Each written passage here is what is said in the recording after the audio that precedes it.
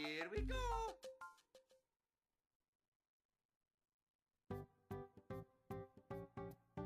Let's go!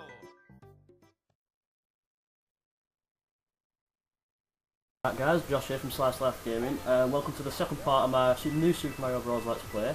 As promised, today I'm here with Ollitoed64 from YouTube. Don't introduce yourself, Ollie. Hi, hello everyone. I'm Ollitoed64, also known as Ollie in real life. Just doing a Let's Play for Super Mario Bros. For the Wii. Awesome. So yeah guys, as promised we've got the dual Comm, and I've just found the Yoshi. I had no idea Yoshi were in this game at all. I played it once and I completely forgot. But yeah, now I remember him being an absolute pain, so I'm not going to bother. Running rampage there, Yoshi being a wuss. I know, he's useless, right? Not really doing much. So why don't you tell everyone about like your experience of video games? I know you're a big fan like me.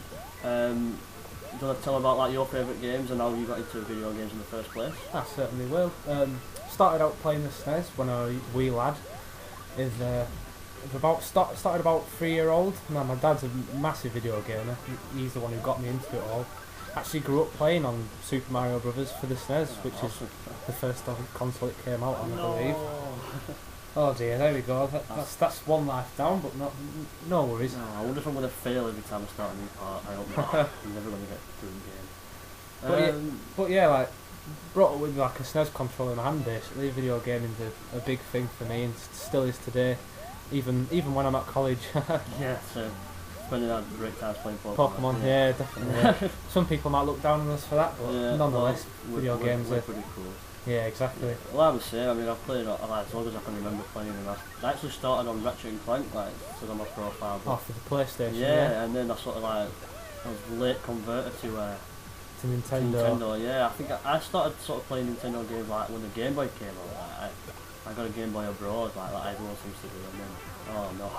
And then, like, I started playing Tetris first, and I found Mario games, and then when I found Zelda, it really kicked off for me, like Ocarina of Time. And Ocarina of Time, that's a title and a half. Oh, my favourite game of all time. And awesome, I agree, but I remember getting the game on release day for the Nintendo 64, because like I said, my dad's like the biggest Nintendo fan ever, and you know, I just loved it, fell in love with it straight away, even though I was restricted on how much I could play on it, because my dad were always on it.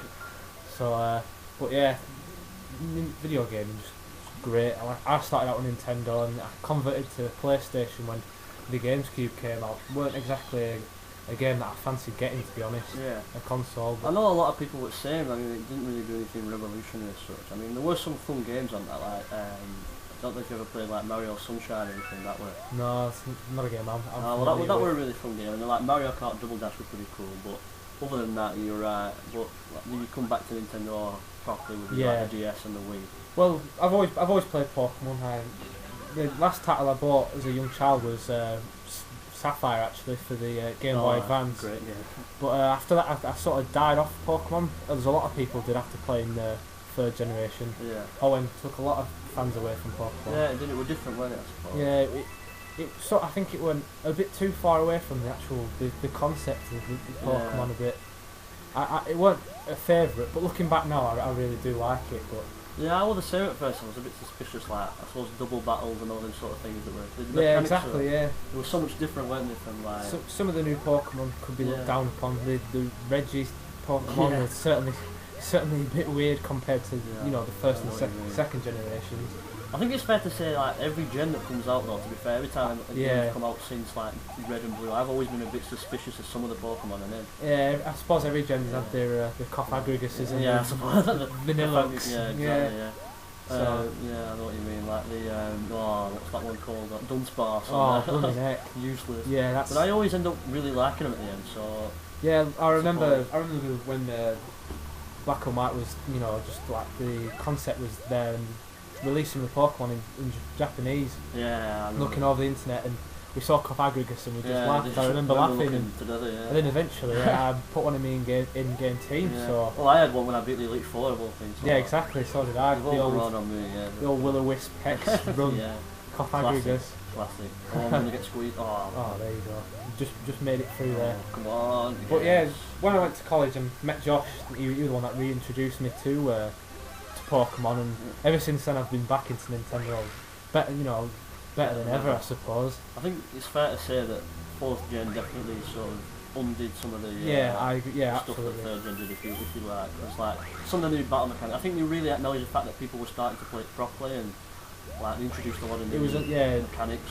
The third generation brought a whole new system to the online metagame. Yeah, definitely. A lot of people started playing seriously, like EV trading, the mechanics behind raiding that changed majorly, and that just brought a lot of fans that started playing it serious, like serious gamers started playing the game. Even people that didn't enjoy it as a child started playing it. Yeah, because if nothing else, I mean, even if you don't like the concept of Pokemon itself, it's still a strategy game. Yeah, exactly. You have to be involved in. Like, and then obviously with that comes all like the Small University and all them websites, and there's always people on there willing to battle. Precisely. Every time you go on, it's an entirely different system. You can be pitched against another noob, or you can be pitched against a professional. Like an actual Smorgan postgraduate, if you know what I mean. So it's hard. A lot of people think it's a game for little kids, but people who say that, it's like, no, you really don't understand. A lot of people don't understand the actual mechanics. To put that in front of a child, there are no way. You see little kids like catching butterflies because they're cute, and it's like there's a lot more to it behind that, like using Raichu as like with Eviolites and stuff. Or Hyper Beam Gyarados. It's been great having you on. I'm going to have to wrap this up because the video's finishing. I hope you guys enjoyed it. Please give a like, it really does go a long way to helping the video get noticed. And if you want to say goodbye, dude. Alright, well, see you later. Thanks for watching. Cheers. Thanks for watching, guys. Bye.